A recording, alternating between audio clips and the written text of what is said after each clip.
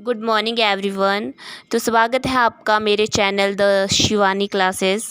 तो चलिए स्टार्ट करते हैं आज की वीडियो जो बौद्ध धर्म से रिलेटेड है। आज हम बौद्ध धर्म के बारे में पढ़ेंगे।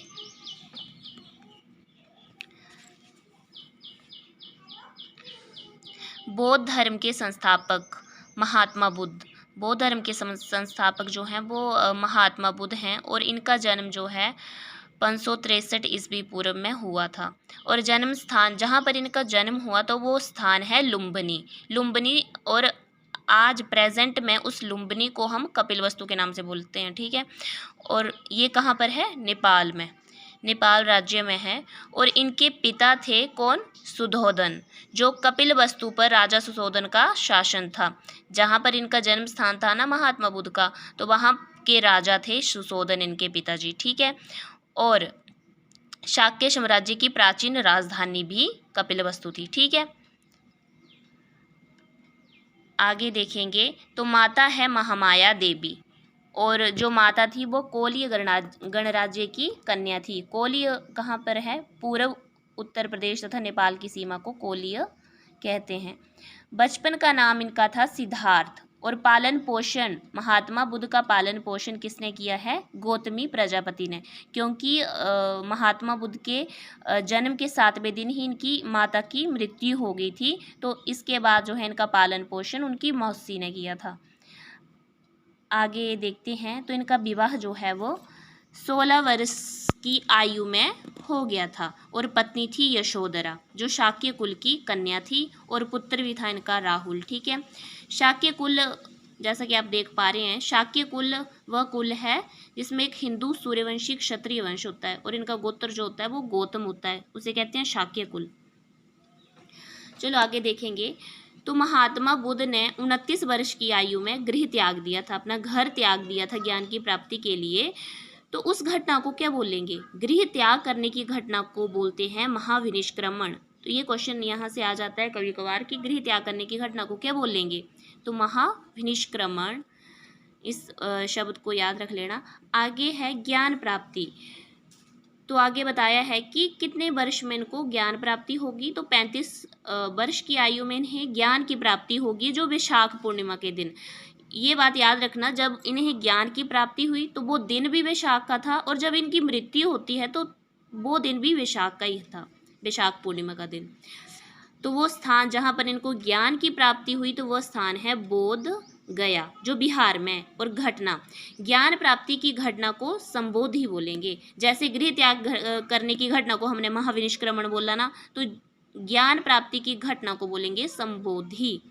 संबोधि को एक तरह से हम बोल सकते हैं कि धर्म के मार्ग पर रखा गया पहला कदम, क्योंकि धर्म के मार्ग पर ही तो उन्हें चलने के लिए घर त्यागा था, सब कुछ है ना, तभी तो धर्म के मार्ग पर चले थे। तो उस घटना को क्या बोलेंगे? संबोधि। आगे है वृक्ष, मतलब जहाँ पर उन्हें ज्ञान की प्राप्ति हुई, जिस वृक्ष के नीचे हुई, तो उस वृक्ष का नाम था पीपल का वृक्ष। और आज वह वृक्ष बोधि वृक्ष के नाम से भी जाना जाता है, ठीक है। तो उसका नाम ही बोधि वृक्ष पड़ गया था। और प्रथम उपदेश जो है ऋषि पतन, जो इन्होंने अपना प्रथम उपदेश दिया था वो कहाँ दिया था? सारनाथ में। पहले इसको ऋषि पतन बोलते थे सारनाथ को, और आज जो बोलते हैं सारनाथ बोलते हैं, जो वाराणसी में है, उत्तर प्रदेश, ठीक है। घटना, तो प्रथम उपदेश देने की घटना को क्या बोलेंगे? धर्म चक्र परिवर्तन, ठीक है। और मृत्यु इनकी कहाँ हुई थी? कब हुई थी? 483 ईस्वी पूर्व में। और दिन मैंने बोला ना ऊपर कि वैशाख पूर्णिमा का दिन था जब इनकी मृत्यु भी हुई। स्थान जो है जहाँ पर इनकी मृत्यु हुई, कुशीनगर, उत्तर प्रदेश में। और घटना क्या बोलेंगे? महापरिनिर्वाण। तो मृत्यु की घटना को क्या बोलेंगे? महापरिनिर्वाण। और प्रथम उपदेश देने की घटना को बोलेंगे धर्म चक्र परिवर्तन। और ज्ञान प्राप्ति की घटना को क्या बोलेंगे? संबोधि। और गृह त्याग करने की घटना को क्या बोलेंगे? महाविनिष्क्रमण। तो ये 4 तरह की घटनाएं आपने याद रखनी है। तो आगे देखते हैं बौद्ध धर्म में त्रिरत्न है। तो त्रिरत्न आपने याद रखने हैं। बुद्ध धर्म संघ, धर्म में क्या आता है कि जैसे सिद्धांत है, इनके रूल्स, प्रिंसिपल्स और शिक्षण जो इन्होंने बौद्ध धर्म में शिक्षण दिया है वो, और संघ में आ जाते हैं मठवासी आदि समुदाय जो भी समूह हैं। भाषा, जिस भाषा का इन्होंने अपने ग्रंथों में यूज़ किया था वो कौन भाषा थी? पाली, त्रिपिटक।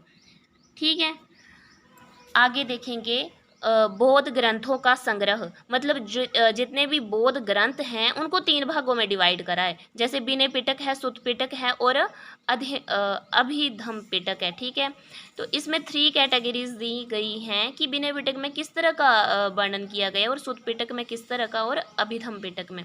तो विनय पिटक में जैसे आप देख पा रहे हैं संघ और बौद्ध मठों में रहने वाले जो लोग थे उनके जो नियम रेगुलेशंस थे उनके बारे में बताया गया है, और सुत्त पिटक में क्या बताया गया है कि जो बुद्ध की शिक्षाओं का इसमें वर्णन है, जो इन्होंने शिक्षाएं दी हैं, और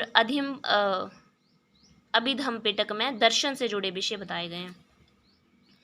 तो चलो आगे देखो, बौद्ध प्रतीक, जो प्रतीक हैं, जन्म का प्रतीक क्या है? कमल एवं सांड, और गृह त्याग का प्रतीक है घोड़ा, और प्रथम उपदेश का प्रतीक है चक्र। जैसे आपने प्रथम उपदेश की घटना को क्या बोला? धर्म चक्र बर्तन, तो यहाँ से याद रख सकते हो प्रथम उपदेश का प्रतीक है चक्र। और बोधि वृक्ष, बोधि वृक्ष ज्ञान का, क्योंकि उस वृक्ष के नीचे उनको ज्ञान की प्राप्ति हुई थी। पद चिन्ह निर्वाण का, ठीक है, और स्तूप है मृत्यु का।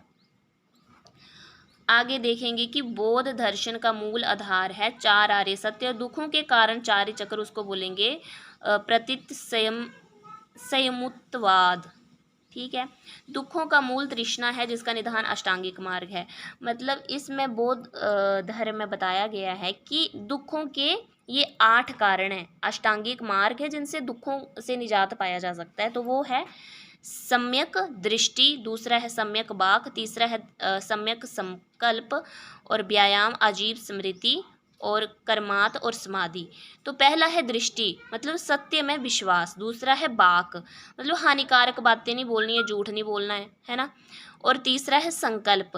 तो संकल्प में आता है कि मानसिक और नैतिक विकास का संकल्प लेना। ठीक है, तो अगला है व्यायाम, मतलब अपने आप सुधरने की कोशिश करना, और आजीव, आजीव मतलब जीविका, कोई भी स्पष्ट अस्पष्ट हानिकारक व्यापार नहीं करना। ठीक है, तो आगे है स्मृति, स्पष्ट ज्ञान से देखने की मानसिक योग्यता पाने की कोशिश करना। ठीक है, और 7th है कर्मात, कर्म, जो हानिकारक मतलब बुरे कर्म नहीं करने हैं। 8वां समाधि, निर्वाण पाकर स्वयं की मुक्ति पाना है।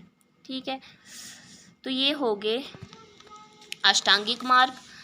आगे देखेंगे बौद्ध संगीतियाँ, तो इनकी 4 संगीतियाँ थी, प्रथम द्वितीय और तृतीय।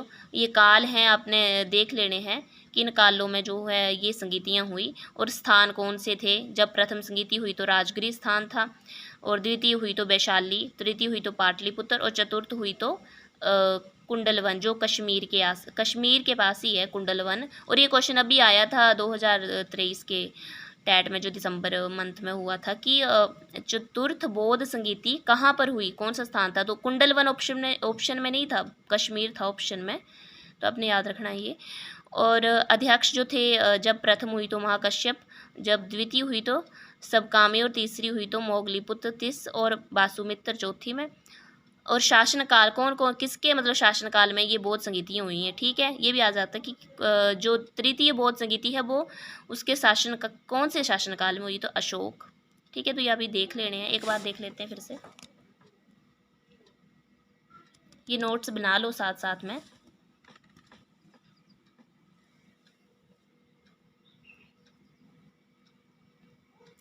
चलो ठीक है, धन्यवाद।